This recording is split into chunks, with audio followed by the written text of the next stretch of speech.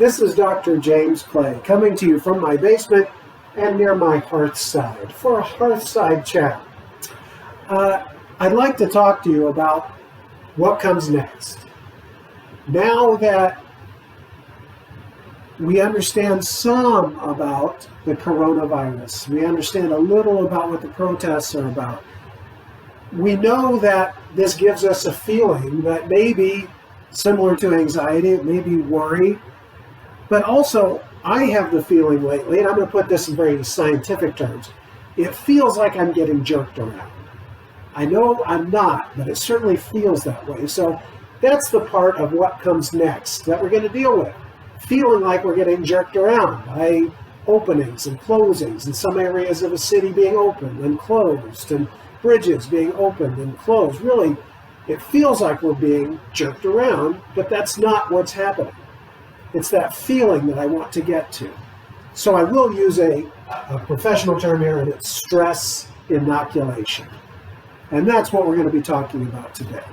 But before we get into that, I'd like to start with what I think is perhaps the most...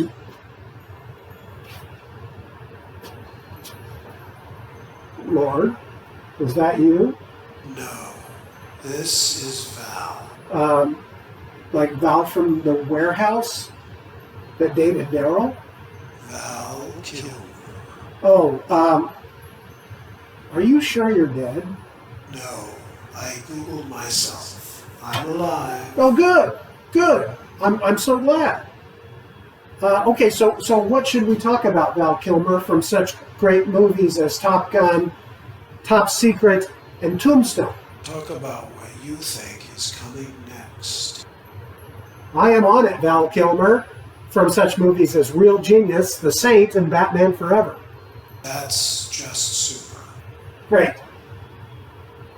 So what movies have you been in since the year 2000? Val?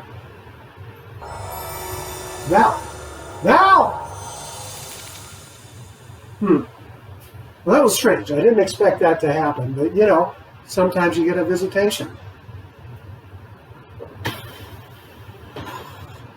My wife warned me against doing that bit, saying it's too silly. She's right, but I've gone too far now. We're going with this. We're on this ride together. This may be a little too dumb. But next week, what we'll do is fun with flags. So I want to tell you a little bit about my experience with feeling jerked around. Again, not being, but feeling. I've been locked down. I have asthma. Many of us have underlying conditions. We're just doing our best to care for ourselves, our family, our clients, based on our own medical history. And for me, my history of asthma gives me great pause.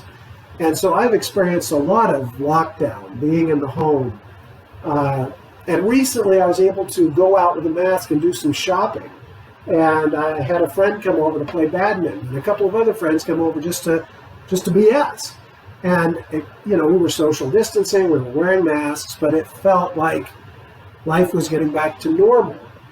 It felt like I had some social contact and some ability to predict what was going to happen next. And then I got a text from a very good friend of mine who said, James, I don't want to come over because I'm worried about your health, and with all these spiking cases, I think it's better if we talk on the phone. And I didn't realize it, but that was a crushing blow, because that said to me, this is not changing. This is not getting better. And that left me with a feeling like I've been jerked around. And now wearing masks and making paying special attention to people with medical conditions, I'm really not sure what to do, which makes me feel like I should put up my walls and return to home. I'm not really sure if that's the right answer yet. But hope, in this case, begins to feel strange. And I can only imagine what it feels like for people who experience an intellectual disability. Hope is no longer just hoping that things are going to change soon.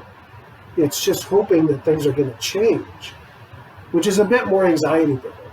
So how will our clients and the people that work with our clients experience this? Obviously, the question begs a broad answer. But I'm sure that we'll know, or what I should say, I'm sure that we'll be looking out for a possible reactivation of any kind of trauma symptoms. Obviously, symptoms of anxiety and depression could happen. And I expect anxiety is very common because it's a feeling of uncertainty that drives this emotion. It's not a feeling of this will never change, nothing will ever get better, that leads to depression. So I expect that we should be on the lookout for anxiety. I also suspect we should keep a lookout for our clients and staff experiencing symptoms of an illness because they've been around it and they've been worried about it for so long. It's common to develop physical symptoms from a psychological source. I'm not saying that those symptoms should be taken any less seriously, but every symptom should be checked out. But we want to be aware that for those who have some cognitive difficulty understanding the world around them, they may not understand if the doctor says, no, you are not sick, and the person says, but I'm coughing. So we'll have to be prepared, I think, to support people who are experiencing physical symptoms when a doctor has said, this is not anything to worry about right yet. I think we're going to have to build things like that into our ISPs coming up to make sure we never miss an episode of COVID, but we also don't overreact to a symptom that a doctor has reassured us is not related to COVID. So we're going to have to parse that out, and I do not want to try and do that here. I'm just saying we should keep an eye on that and begin to think about it. Begin in our treatment teams.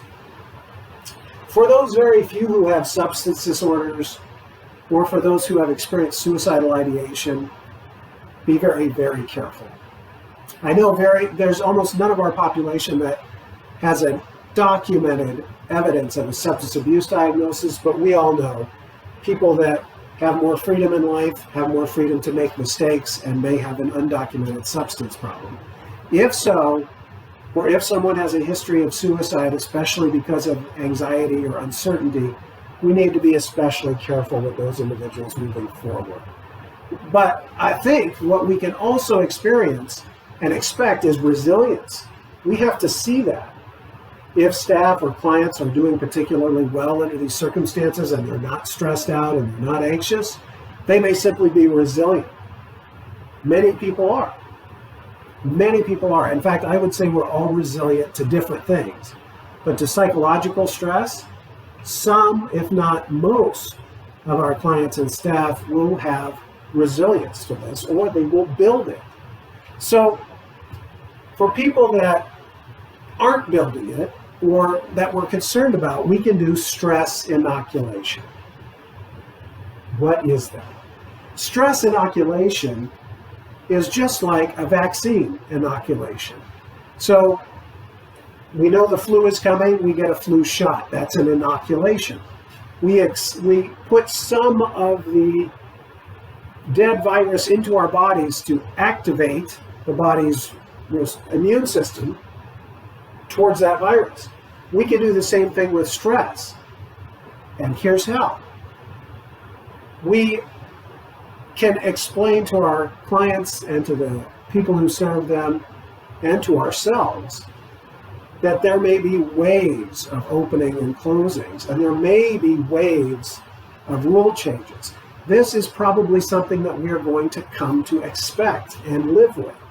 So by telling someone that a little bit early, like we're going to have to continue to do this, then we can work with that person and that person's treatment team to help build an expectation for the good and the bad that may be coming.